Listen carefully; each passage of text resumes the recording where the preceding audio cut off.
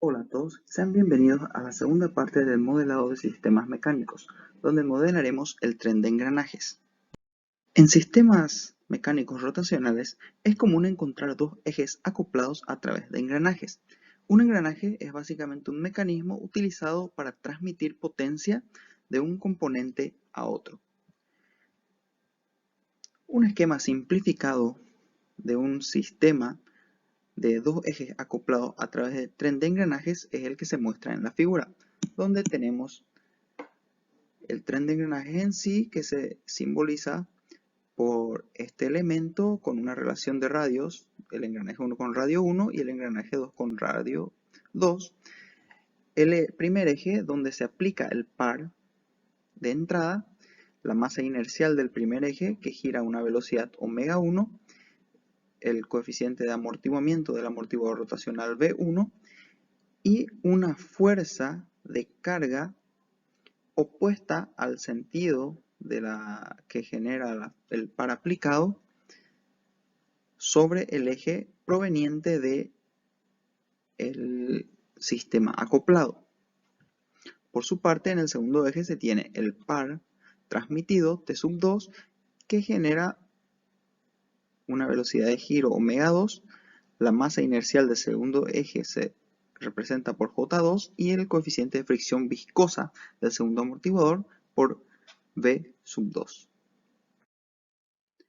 Analicemos ahora el acoplamiento entre estos dos ejes, consistente en dos engranajes de radios diferentes que transmiten justamente la energía desde un eje al otro. Este acoplamiento se basa en dos principios. El de conservación de la energía, que dice que el producto del par por el desplazamiento angular en el eje 1 es igual al producto del par por el desplazamiento angular en el eje 2. Además, ambos engranajes recorren el mismo espacio lineal.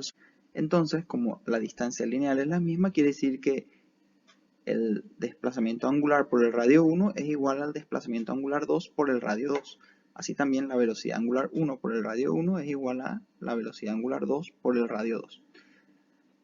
A partir de estas relaciones podemos obtener las relaciones en función a la razón de los radios para estas variables. Es decir, si se define la relación de radios R1 sobre R2 como eta, el ángulo θ2 o el desplazamiento angular θ2 va a ser eta veces el desplazamiento angular en el eje 1. Así también la velocidad angular 2 sería eta veces la velocidad angular en el eje 1. Significa que, por ejemplo, si tenemos una relación de radios de 2 a 1, es decir, el primer engranaje es 2 veces más grande que el engranaje 2, entonces eta valdría 2, lo que significa que si el engranaje 1 da una vuelta, el engranaje 2 estaría dando 2 vueltas. A eso se refiere la relación de radios y así es como afecta. En términos del par, sin embargo, es inversamente proporcional a este valor de eta, a la relación de radios. Entonces el par en el segundo eje sería la mitad del par en el primero.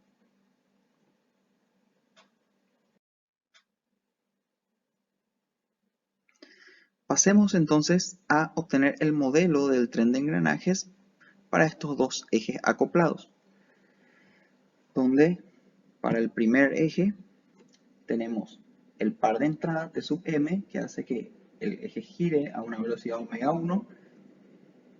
Las fuerzas que se le oponen son la fuerza del amortiguador, V1 por la velocidad omega 1, y el par de acoplamiento que se opone al giro en el sentido de Tm. Entonces, Tm menos V1 por omega 1t menos T1 es igual a la masa inercial 1 por la aceleración angular, del eje 1, es decir, diferencial omega 1 en función al tiempo. Para el eje 2, el par que genera el movimiento es el par 2, entonces genera un giro a una velocidad omega 2 y la única fuerza que se le opone es la fuerza del amortiguador, que es proporcional a la velocidad omega 2. Entonces, T2 menos V2 por omega 2 es igual a J2 por diferencial omega 2 en función al tiempo. Recordemos que tenemos una relación entre el par 1 y el par 2, que están relacionadas por el acoplamiento, y con esto podemos obtener el efecto que tiene el segundo eje sobre la ecuación del primer eje. Es decir, reemplazamos T1 por su equivalente en función a T2, es decir, eta T2, y luego podemos reemplazar T2 por el despeje de esta ecuación, que sería J2 diferencial omega 2 en función del tiempo menos más V2 por omega 2, obteniendo esta ecuación que cuenta con todas las variables de velocidad y el par de entrada. A fin de obtener una función de transferencia, debemos determinar cuál es nuestra variable de interés. Es decir, la entrada sería el par Tm, es nuestra entrada, y podemos querer estudiar el comportamiento de la velocidad angular 1, o sea, el primer eje, o la velocidad del segundo eje. Supongamos que queremos estudiar la variación de la velocidad del primer eje en función al par de entrada. Entonces, tenemos una relación en función a la razón de los radios entre la velocidad angular 2 y la velocidad angular 1. Entonces, podemos reemplazar aquí, si queremos hallar la función de transferencia entre omega 1 y el par de entrada, entonces debemos reemplazar todas las velocidades omega 2 por su función de omega 1. Realizamos eso, reemplazamos todos los omega 2 por eta omega 1, hacemos unos factores comunes de lo que está multiplicado por omega 1 y lo que está multiplicado por la derivada de omega 1 en función al tiempo, y obtenemos la ecuación que se muestra en pantalla, donde vemos que este valor es un valor constante que lo podemos llamar un coeficiente de fricción equivalente, y esto también es un valor constante que lo podemos llamar una masa inercial equivalente, que representa la forma en que el par Tm ve el efecto del acoplamiento y cómo influye en su dinámica. De esta forma, entonces, podemos escribir las ecuaciones de esta manera: Tm menos V equivalente a omega 1 igual a J equivalente por el diferencial, la derivada de omega 1 en función al tiempo. Y finalmente, a partir de esta ecuación, podemos obtener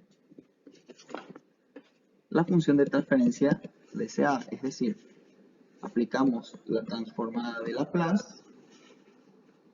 Aquí tenemos que Tm menos V equivalente omega 1 de S es igual a la J equivalente por S por omega 1 de S. Y despejando de aquí tenemos entonces que omega 1 en función a Tm es igual a 1 sobre S por J equivalente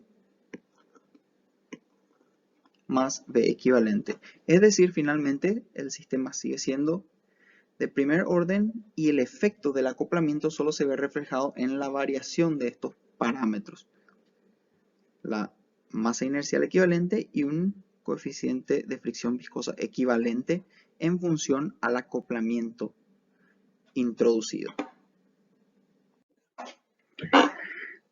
Para obtener un diagrama de bloques para el sistema de tren de engranajes, me baso en las transformadas de Laplace de nuestras dos ecuaciones dinámicas y la relación entre las velocidades y los pares en el tren de engranajes.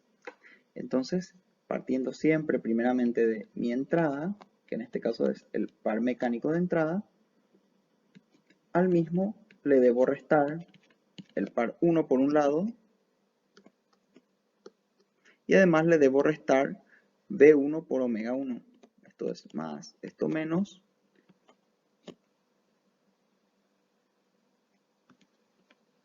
Aquí dije restar también B1 por omega 1, es decir, que aquí necesito un bloque de B1 y aquí una entrada de omega 1. Y aquí necesito obtener omega 1 de alguna forma. Y veo que si a esta relación que ya tengo la multiplico por 1 sobre J1S, obtengo omega 1 efectivamente. Entonces puedo retroalimentar esto aquí y obtengo ya, tengo mi entrada y mi salida omega 1. Esto lo puedo alargar un poquito más aquí por comodidad. Mi salida. Bien, ahora necesito generar T1. T1 sé que lo puedo obtener a partir de T2. Si obtengo T2, lo multiplico por eta, tengo T1. Y ahora necesito obtener T2 en función a omega 1. Y T2 lo puedo obtener en función a omega 2 y omega 2 en función a omega 1. Entonces, si traigo una retroalimentación, lo multiplico por eta a omega 1. Del otro lado obtengo omega 2. Y omega 2 tengo que multiplicarlo por B2 y sumarlo también a omega 2 multiplicado por J2S para obtener T2. Esto lo puedo escribir en un bloque o puedo hacer una sumatoria de dos bloques. Es decir,